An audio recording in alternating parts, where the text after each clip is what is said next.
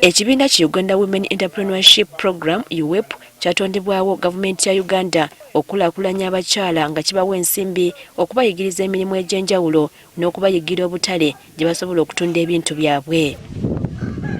Ekibiina kino kikolera wansi wa Minisitule y'ekikula ky'abantu era ng'emirimu gyakyo kigikakalabiza mu disitulikiti ez'enjawulo okwetooloola eggwanga. Mu 2019 ekibiina kino kyawa abakyala b'e Hoima abeegattira mu bibiina eby'enjawulo 23 obukadde 85 kyokka bwe butuukidde olwaleero nga ssente zonna kumpi zikyabanjibwa.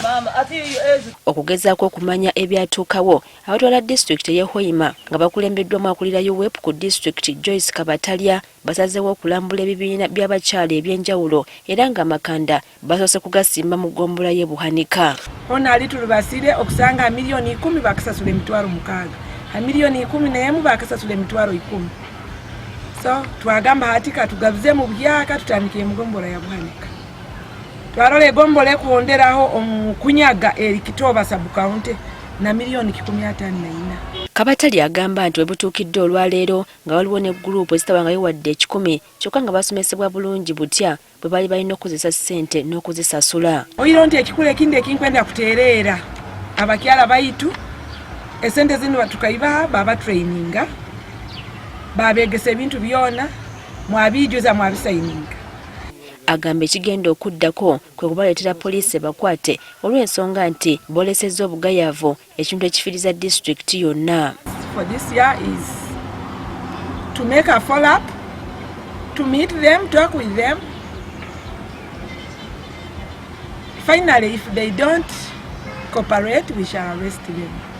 Abakulembeze bagamba nti bakutandika okukubiriza abakyala bano okusasula ssente. Kuna abakazi abandi batunge nkusaba nimbesengereza abakazi nywena yamanyi akatwala ssente za UWEP arula asasuyire nuko abandi basobole kugobola kandi namunayitwa abakulembeze tulina kubaki okurolaho oboko oli mwekulembeze kwayiruka ne ssente kali mu group nkaisa tuline ssente ez'abakazi kandi olemere kuyisasula kikuba kiri kibu.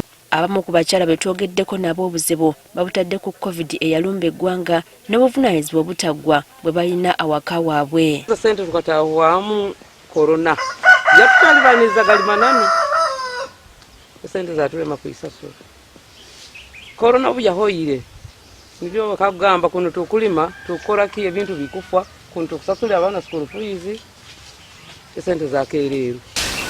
Sizoni zibaire ziri zitu ebintu nebikwa tulina butale ebintu nebagula mboyidongo.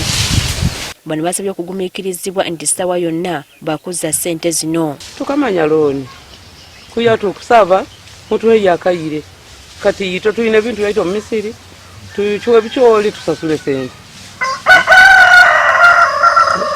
Naito nk'abakazi tukula ntusuwala naito tukula ntusuwala nk'abakazi kututwala poliisi.